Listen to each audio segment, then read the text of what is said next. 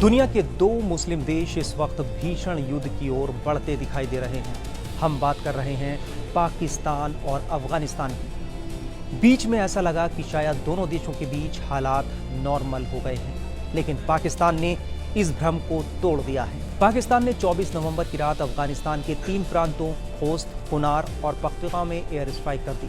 खोस्त पर किए गए हमले में 10 आम लोगों की मौत हो गई, जिनमें 9 बच्चे और 1 महिला शामिल हैं। तालिबान के प्रवक्ता ज़बीउल्लाह मुजाहिद ने बताया कि खोस्त प्रांत के मुगलगई इलाके में रात करीब 12 बजे पाकिस्तानी विमानों ने एक घर पर बमबारी की। इस हमले में 5 लड़के लड़कियां और 1 महिला की मौत हो गई। वहीं कुनार और पख्तूनख्वा प्रांत में पाकिस्तान के हमले और छापेमारी में कई नागरिक घायल हो गए। अफगानिस्तान का कहना है कि पाकिस्तान ने यह हमला करके इस्तांबुल में हुए सीज फायर करार को तोड़ा है। पाकिस्तान की ओर से यह हमला ऐसे वक्त पर हुआ है जब पाकिस्तान खुद भी सुरक्षा चुनौतियों से जूझ रहा है। सोमवार शाम को ही पाकिस्तान के पेशावर शहर में फ्रंटियर कास्टोमुलरी मुख्यालय पर हमला हुआ। ये मुख्यालय सैन्य कैंट इलाके के पास मौजूद है। इस आत्मघाती हमले में 6 लोग मारे गए, जिनमें 3 कमांडो और 3 हमलावर शामिल हैं। कई लोग घायल भी बताए जा रहे हैं। पुलिस की शुरुआती रिपोर्ट के मुताबिक हमलावर खुद को चादर से ढककर पहुंचा था। उसने चौकी पर पहुंचते ही खुद को उड़ा लिया। इसमें 3 पुलिसकर्मी मारे गए।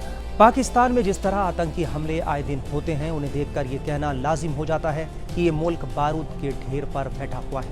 पाकिस्तान की ओर से एयर स्ट्राइक पर अफगानिस्तान ने बदला लेने की कसम खाई है। तालिबान के प्रवक्ता ज़बीउल्लाह मुजाहिद ने कहा है कि सही समय आने पर मुकम्मल जवाब पाकिस्तान को दिया जाएगा। पाकिस्तान में इस्लामिक अमीरात ऑफ अफगानिस्तान के पूर्व राजदूत अब्दुल सलाम ज़ईफ ने इस हमलों पर कहा कि ये पाकिस्तानी पक्ष की तरफ से भ्रष्टाचार और कायरता का काम है। ज़ईफ ने आगे कहा कि इस तरह की हरकतें दिखाती हैं कि पाकिस्तान में ना तो शांति बनाने की इच्छा है और ना ही काबिलियत। बता दें कि पाकिस्तान और अफगानिस्तान के बीच हाल के महीनों में तनाव काफ़ी बढ़ा है। अक्टूबर में दोनों देशों की सेनाओं के बीच हुई झड़पों में दर्जनों लोग मारे गए थे, जो 2021 में तालिबान की सत्ता वापसी के बाद सबसे भीषण हिंसा थी। दोनों देशों ने अक्टूबर में दोहा में युद्ध विराम समझौते पर हस्ताक्षर किए थे, लेकिन इसके बाद तुर्की में हुई शांति वार्ता किसी लंबे समझौते पर नहीं पहुंच सकी। मतभेद उन उग्रवादी संगठनों को लेकर सामने आए जिन्हें पाकिस्तान अपने खिलाफ बताता है और जो अफगानिस्तान में पनाह लेते हैं। पाकिस्तान बार बार अफगानिस्तान पर आरोप लगाता है कि वो पाकिस्तान तालिबान यानी टीटीपी को अपनी धरती से पाकिस्तान में हमले करने दे रहा है।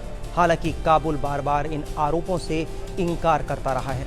मीडिया रिपोर्ट्स के मुताबिक अफगान सरकार सीधे तौर पर टीटीपी के साथ मिलकर काम नहीं कर रही, लेकिन वो इसे रोकने के लिए भी कोई ठोस कदम नहीं उठा रही है।